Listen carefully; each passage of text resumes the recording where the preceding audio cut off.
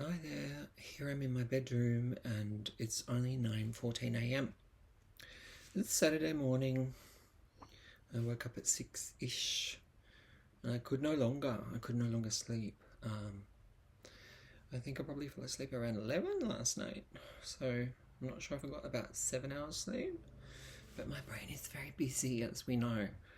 So I was thinking of talking today about what are known as family constellations. Has anyone out there done one?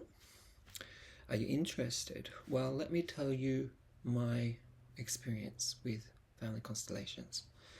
So, I'd heard about them a lot in Mexico because they're very popular over there. And even my significant other told me about them, but I'd never done one over there. But because it was on my radar, I guess when the opportunity arose, I thought, why not?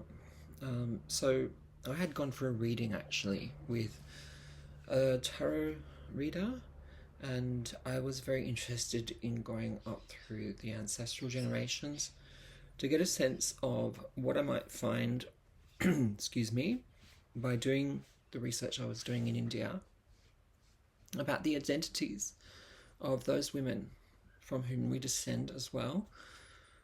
Obviously, Irish and Bengali.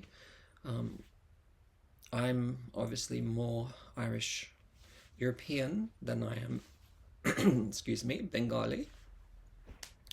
But if you go back through the generations, there was a situation where Native women, actually in plural, had been brought into some kind of arrangement or relationship with an Irish member of the Bengal army, and his career really took off, to put it that way, when he was involved in the border wars between Anglo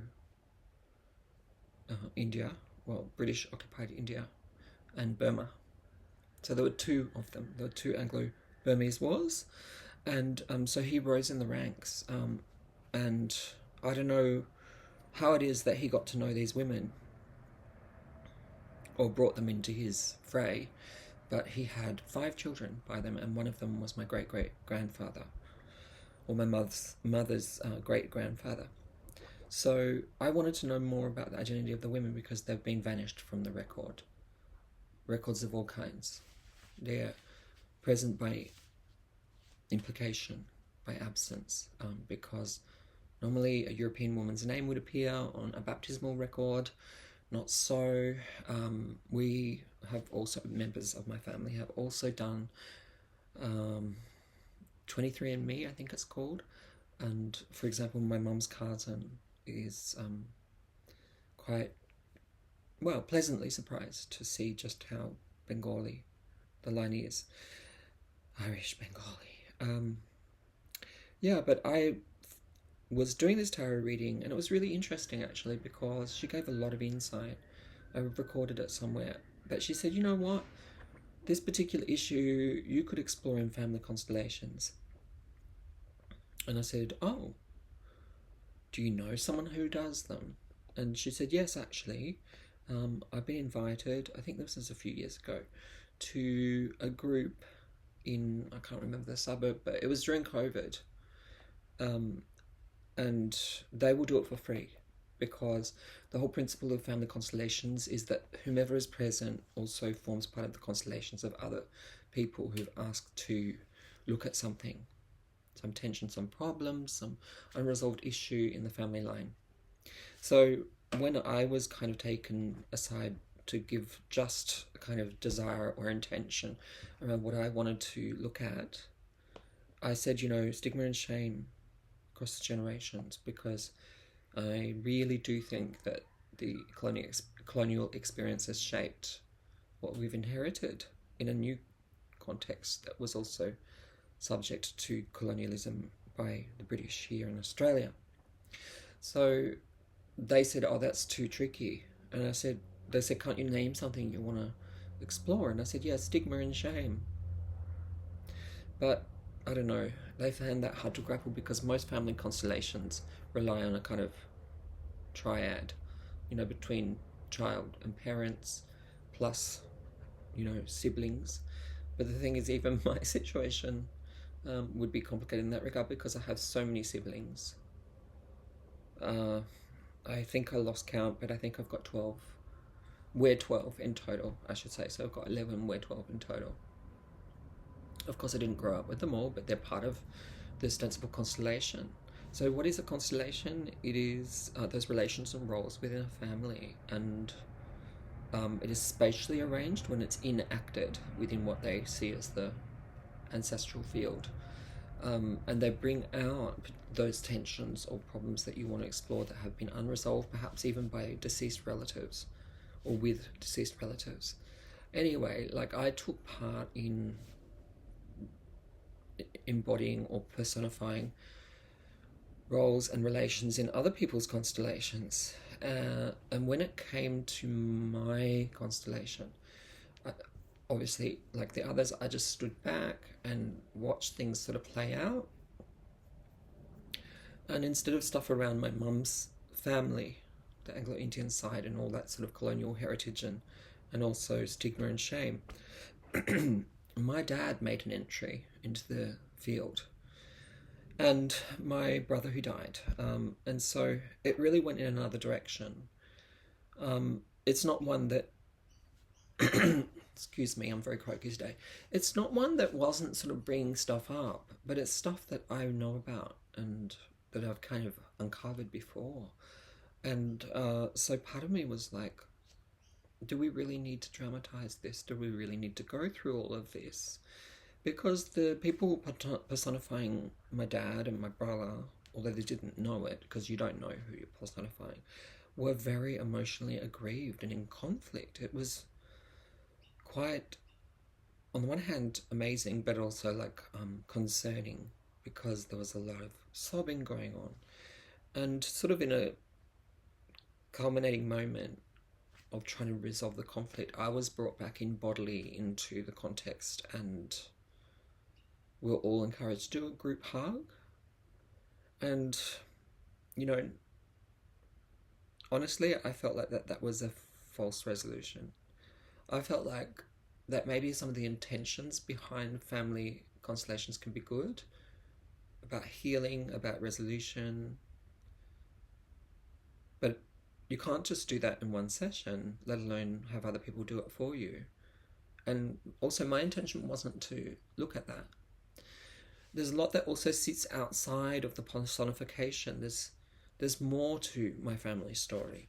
And so being put in a position where I had to come into the constellation and then hug my putative father, that felt really uncomfortable. Anyway, I took the experience away from me, with me, I should say, and maybe from me because I was being analytical.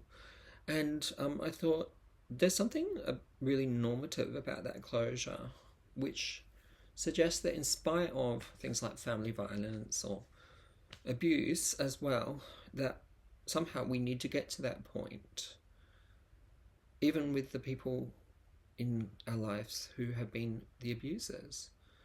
And I thought that's problematic. That felt problematic for me, and I started to read a little bit more about it and the critiques of the whole modality, to put it that way.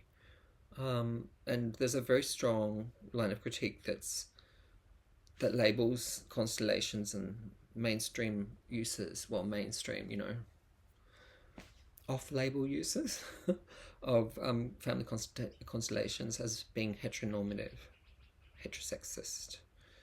But I would also say nuclear family focused, unable to think outside of the box of,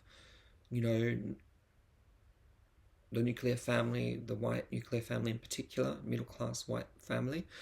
And that's also a limitation of the people who are the facilitators, I guess, not just the modality. But it actually springs from the work of a missionary. I think it was Dutch, I could be wrong. I'll put his name down below because it escapes me temporarily, who had seen the way in which members of Zulu tribes that he was doing outreach with in South Africa would imagine their relations, not just with those who are present in the physical world, but also their ancestors. And in their kind of ceremonies and forms of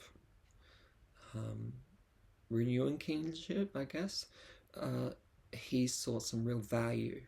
And so he developed it out of his contact as a missionary with this Zulu tribe. Oh, his name is so close. It's on the tip of my tongue. Hellinger? My God. Am I thinking of someone else? Anyway, I like some of the concepts, the idea of an ancestral field, a kind of energy field, which can, in my mind, it can persist, especially through the transmission of trauma over generations. So I like the idea of kind of bringing out the ancestral field for unhealed wounds and stuff like that. But I don't like the way that the optic of resolution was produced and the tenets that, validly underlie it, which is nuclear family, heterosexuality, no concept of perpetration, and that you don't need to reach a resolution with your abuser, even symbolically. That there's a normativity to it that I found quite perturbing. But, like other people have found value in it. So tell me your thoughts about family constellations, if you've done them. If you've done more than one of them. If you see value of doing more than one of them. And also if it really depends also on the suppleness and abilities of the coordinators. Let me know down below.